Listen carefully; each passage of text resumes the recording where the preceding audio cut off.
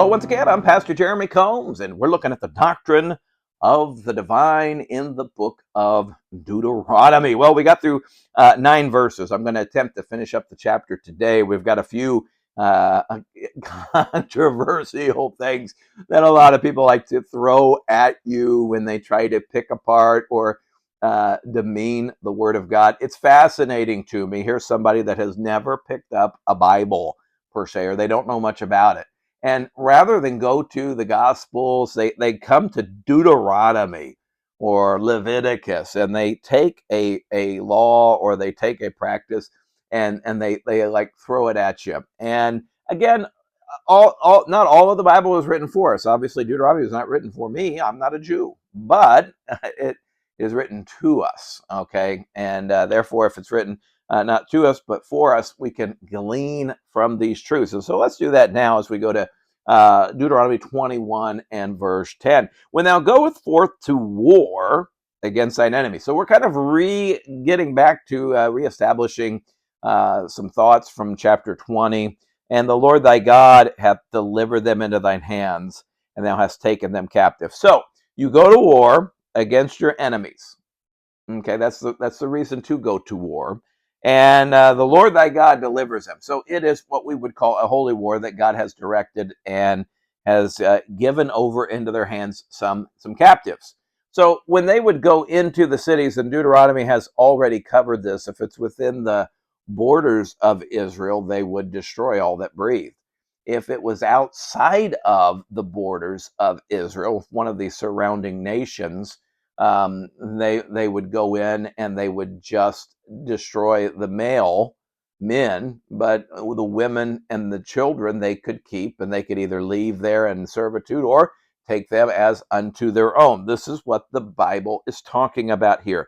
So you go and they are taken captive, and thou seest among the captives a beautiful woman, okay, and hast a desire unto her, that thou wouldest have her to thy wife. Now, I want to make something very clear and plain here, that God is not saying you go to war and to the victor goes the spoils, and there is a beautiful woman and you just have your way with her.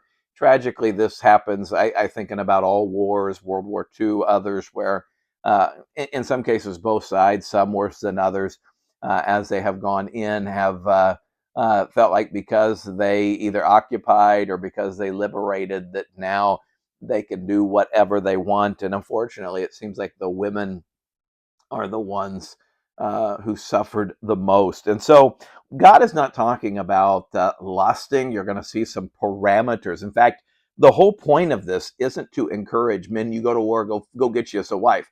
No, really, I sense that this parameters is more for the protection of those who would come to live in Israel. And we'll unravel that as we go. But you see a beautiful woman, you've got a desire. I'm not married, and I would love to have her as my wife.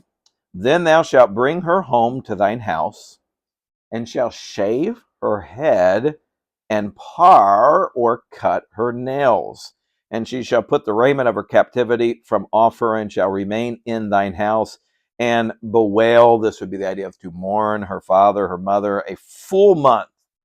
And after that, thou shalt go in unto her and be her husband, and she shall be thy wife. So what happens here? You see this woman, well, she'd make a great wife. And in case it is just an infatuation, in case it is just you're lusting after her, God put parameters on this and said there's a process that we have to go through. And the woman has to be willing to do this. And then you're at least waiting 30 days, and in some cases, maybe more, before eventually you'll have this. And so you see some things here that when we're, especially in the dating realm, and you see a woman and boy, she's beautiful, that's not a bad thought. We're created to be attracted to the opposite sex. Now, it's only when we lust, or when we then try to follow through with desires that are outside the parameter of marriage and do them early. No, we need to put the brakes on. There needs to be a process here. And I see these applying to people as they're looking for a spouse. I think of those of us that are married, that obviously we're already taken. Okay, we've already wed. And so we see a beautiful woman. That's it. She's a beautiful woman, and that's it. We move on. Okay. But for the person that was looking here, you say, why would they do some of these things? Well, he takes her home and she shaves her head and has to cut her nails. What is this? It's like a ceremony that she is starting a new life. What is a woman's hair? It is her glory, and it is a way. Can I say it's a way of humbling her? You remember David's men when they went to comfort the my mind is sitting down on me. Went to comfort the king, one of the other neighboring kings, and he shaved off their beards. You say, what's the deal with that? Well, that was the man's glory per se. And so David, remember, sent them away and said, wait until your beards be regrown. Well, here the idea is I'm going to start a new life, and the paring of the nails, the cutting of the hair, this would eliminate any resemblance of their past life. It would be a way of saying I'm humbling myself before God. She obviously puts off the raiment, so she gets new clothes. I think about we will receive a robe in heaven, and it will be like the old robe is off, the new robe is on, and shall remain in thine house, and she'll be well her father and her mother. So maybe her mother and dad died in the battle. Maybe they didn't. But the idea is there's a new life that's taking place.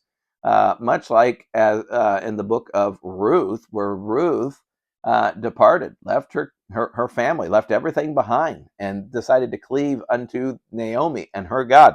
This is what God is demanding of these ladies that are going to come in. And it goes on, and he says, this shall be for a full month. So she'll be well, she'll mourn. There's a time where she's going to have time to think about her life.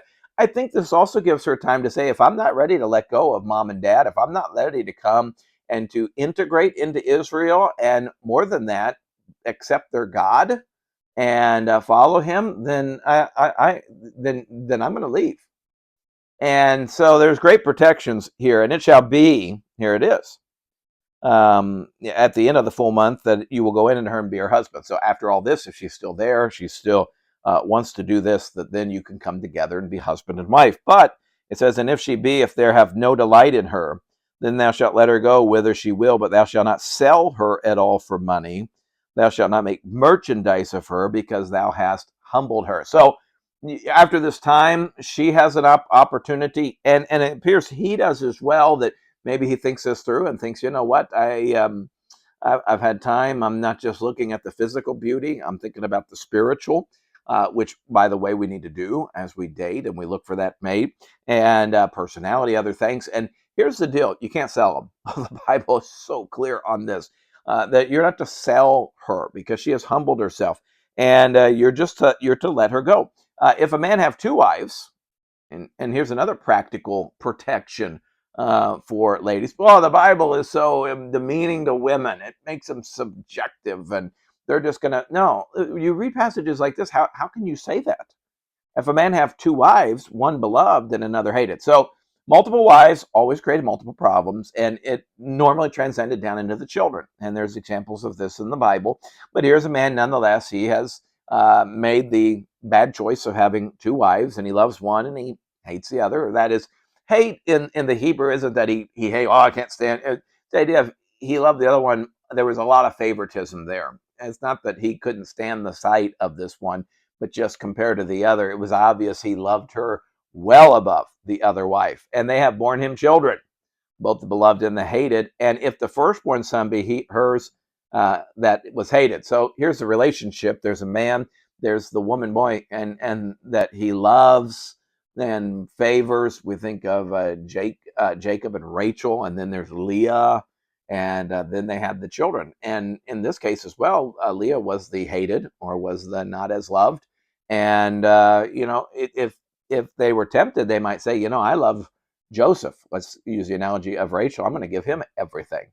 And the Bible clearly took a stand on that and said, then it shall be, when he maketh his sons, verse 16, to inherit that which he hath, that he may not make the son of the beloved firstborn before the son of the hated, which is indeed the firstborn. But he shall acknowledge the son of the hated for the firstborn, by giving him a double portion of all that he hath, for he is the beginning of his strength. The right of the firstborn is his. So you do right by the kid. I think the application here would be in these divorce situations. The person who suffers the most is the children. And that's tragic. And it's especially tragic when it is in a Christian home, or at least a Christian home that now is divided. Well, you get past the divided. God hates divorce, but if it's happened, it's happened.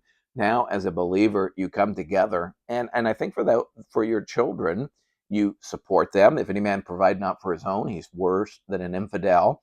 And then I think even, and I get it, it would be hard, but I think times of family celebration, weddings, funerals, I think both divorced need to put that aside, come together and be cordial about it, all for the sake of the children, and do right by them. Now we get to the final 5 verses, and I've got about 4 minutes to do it. If a man have a stubborn and a rebellious son, which will not obey the voice of his father or the voice of his mother, and that when they have chastened him will not hearken unto them. So here's a guy, he's stubborn, he's rebellious. It's not just that he spilled his milk, or that he stayed out late with the boys and came home, well, let's even say drunk. Okay, this is a repetitive, they've worked with him, he won't do it, they've chastened him, they've disciplined him as much as they can, both father and mother, and they're on the same page with this.